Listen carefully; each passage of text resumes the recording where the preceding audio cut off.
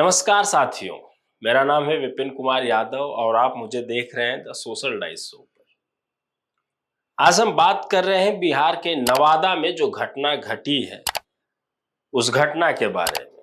आपने देखा होगा कि पिछले 2-3 दिन पहले कुछ विशेष लोगों ने कुछ विशेष जातियों के घरों को जला दिया, आग लगा दी और वो बहुत सारी मजबूरन उन लोगों को वहां से छोड़कर जाना पड़ा।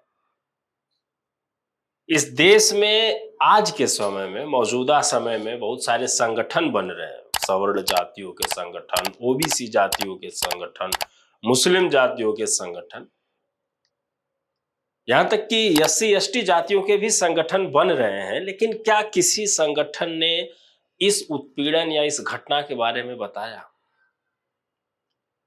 बिहार के नवादा में जो घटना घटी है वो आज भी जातीय भेदभाव को प्रदर्शित करती है। जब बीजेपी और आरएसएस जैसे संगठन हिंदू एकता का नारा लगाते हैं तो वे इस तरह दलित उत्पीड़न पर मौन क्यों हैं?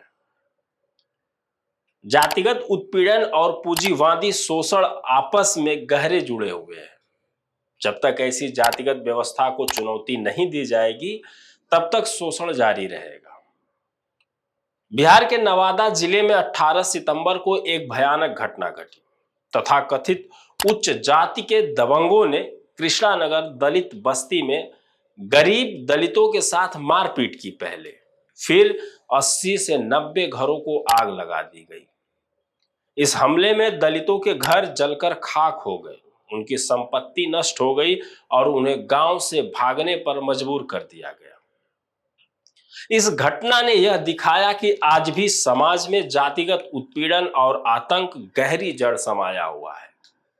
यह हमला न केवल जातिगत उत्पीड़न की सच्चाई को उजागर करता है बल्कि यह भी बताता है कि आज की पूंजीवादी व्यवस्था जातिवाद का किस तरह फायदा उठाती है।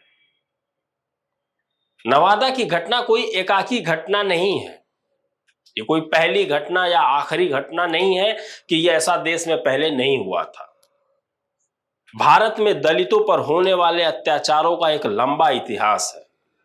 हाल की कुछ घटनाओं पर अगर नजर डालें तो यह साफ हो जाता है कि आज भी देश भर में दलितों पर अत्याचार जारी है। हाथरस उत्तर प्रदेश, सितंबर 2020 की घटना। 19 साल की दलित लड़की के साथ बलात्कार और फिर हत्या कर दी जाती है। इस मामले में न केवल पुलिस और प्रशासन की मिली भगत सामने आई बल्कि सरकार का रवैया भी पूरी तरह से जातिगत भेदभाव से प्रेरित दिखा। लड़की का रातों रात अंतिम संस्कार कर दिया गया ताकि घटना पर पर्दा डाला जा सके। गुजरात के ऊना शहर में 2016 की घटना। 4 दलित युवकों को मृत गाय की खाल उतारने के लिए सार्वजनिक रूप से पीटा गया। तमिलनाडु के विल्लुपुरम 2021 की घटना। दलित समुदाय के लोगों पर ऊंची जात के लोगों ने हमला कर दिया। उन्हें जमीन और पानी जैसे बुनियादी संसाधनों से वंचित करने के लिए लगातार दबाव बनाया गया। दलितों को उनकी जमीनों से बेदखल करने के लिए तरह तरह के हथकंडे अपनाए गए। उत्तर प्रदेश के औरैया में 2023 की घटना, अप्रैल 2023 की घटना। एक दलित परिवार पर उच्च जाति के लोगों ने सिर्फ इसलिए हमला किया क्योंकि उन्होंने गांव के कुएं से पानी लेने की कोशिश की थी। इस मामले में पुलिस ने कार्रवाई करने के बजाय दलित परिवार पर ही झूठे आरोप लगाए। मध्य प्रदेश जून 2023 सागर की एक घटना है। एक दलित युवक की पीट पीटकर हत्या कर दी गई क्योंकि उसने ऊंची जात के व्यक्ति के साथ बात करने की जुर्रत की थी। यह घटना दर्शाती है कि कैसे आज भी दलितों को सामाजिक व्यवस्था में निचले पायदान पर रखा जाता है और उन्हें अपने मौलिक अधिकारों से वंचित किया जाता है। ऐसी तमाम घटनाएं रोज आपके सामने घटती हैं। आपने एक घटना मध्य प्रदेश की देखा होगा कि एक दलित व्यक्ति के ऊपर, एक दलित लड़के के ऊपर मुंह पर पेशाब कर दिया जाता है। आपने एक घटना और देखी होगी कि एक दलित चश्मा लगाता है और मूंछ रखता है तो उसको जान से मार दिया जाता है, मॉब लिंचिंग कर दी जाती है उसकी। ऐसी घटनाएं बार बार बताती हैं कि आज भी देश के अधिकांश हिस्सों में दलित समुदाय जातीय अत्याचार का शिकार है। अगर आंकड़ों की बात करें तो राष्ट्रीय अपराध रिकॉर्ड ब्यूरो यानी कि एनसीआरबी की 2020 की रिपोर्ट के अनुसार दलितों के खिलाफ अत्याचार के 50,291 मामले दर्ज हुए। ये आंकड़े हमें इस कड़वी सच्चाई का एहसास कराते हैं कि सामाजिक न्याय और समानता के दावों के बावजूद जातिगत उत्पीड़न की जड़ें हमारे समाज में आज भी गहरी हैं। आज भी उच्च जातियों के पास अधिकांश कृषि भूमि का स्वामित्व है। दलितों को संपत्ति और जमीन से वंचित रखना जातिवादी व्यवस्था की वह कड़ी है जो उन्हें न केवल आर्थिक रूप से कमजोर करती है बल्कि सामाजिक रूप से भी उनके सम्मान और अधिकारों का हनन करती है। हमें आश्चर्य नहीं कि पूंजीवादी व्यवस्था ने जातिगत शोषण को बनाए रखा है, बल्कि इसे अपने फायदे के लिए इस्तेमाल भी किया है। पूंजीवाद और जातिवाद का गठजोड़ एक ऐसी व्यवस्था बनाता है जिसमें गरीब दलितों को हमेशा शोषित और वंचित बनाए रखा जाता है। पूंजीवादी व्यवस्था का मुनाफा तभी सुरक्षित रहता है जब समाज में असमानता और विभाजन बना रहे। जात की दीवारें इस असमानता को बनाए रखने का सबसे मजबूत साधन है।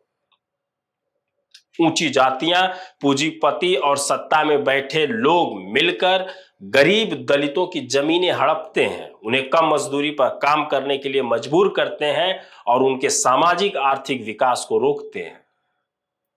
आज जब बीजेपी और आरएसएस जैसे संगठन हिंदू एकता का नारा लगाते हैं तो सवाल यह उठता है कि वे दलितों पर होने वाले अत्याचार पर चुप क्यों हैं। असल में इन पार्टियों की राजनीति ही धनिकों और ऊंची जातियों के प्रभुत्व को बनाए रखने के लिए है। ये संगठन केवल हिंदू एकता का मुखौटा पहनते हैं, लेकिन उनके असली एजेंडे में जातिगत भेदभाव और पूंजीवादी हितों की सुरक्षा होती है। जब नवादा जैसी घटनाएं होती हैं तब यह स्पष्ट हो जाता है कि ये पार्टियां दलितों के पक्ष में नहीं बल्कि ऊंची जातियों के दबंगों और पूंजीपतियों के साथ खड़ी हैं। यह उनका पाखंड और दोहरी नीति है। नवादा की घटना से हमें यह सबक लेना होगा कि जातिगत उत्पीड़न और पूंजीवाद शोषण आपस में गहरे जुड़े हुए हैं। जब तक इस पूंजीवादी व्यवस्था को चुनौती नहीं दी जाएगी तब तक दलितों का शोषण जारी रहेगा। जाति और पूंजी का यह गठजोड़ न केवल दलितों बल्कि पूरे मेहनतकश समाज के लिए खतरा है। इसे समाप्त किए बिना न तो समाज में सच्ची समानता आएगी और न ही सामाजिक न्याय। यह समय है कि मेहनतकश जनता जाति और धर्म की दीवारों को तोड़कर एकजुट हो। यह केवल दलित समुदाय का मुद्दा नहीं है, यह पूरे समाज का मुद्दा है। पूंजीवाद और जातिवाद का खात्मा करके ही हम एक ऐसे समाज की स्थापना कर सकते हैं जहां सभी को समान अधिकार, सम्मान और न्याय मिल सके। ये कितना संभव है आज के समय में जब हम भारत विश्वगुरु बनाने जा रहे हैं, हम कह रहे हैं कि भारत विश्वगुरु बनने जा रहा है। उस दौर में किसी को इसलिए जान से मार दिया जाता है कि वो कुएं से पानी निकाल लिया। उस दौर में किसी को इसलिए मार दिया जाता है क्योंकि वो मूंछ रखता है। उस दौर में किसी को इसलिए मार दिया जाता है क्योंकि वो अपनी शादी में घोड़ी चढ़ता है।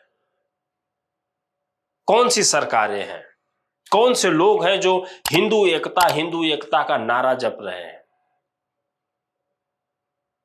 आसमान को तिरंगों से, आसमान को झंडों से और आसमान को भगवे कलर के झंडों से भर दिया जाता है, रंग दिया जाता है। क्या ये केवल वोट बैंक की राजनीति नहीं है?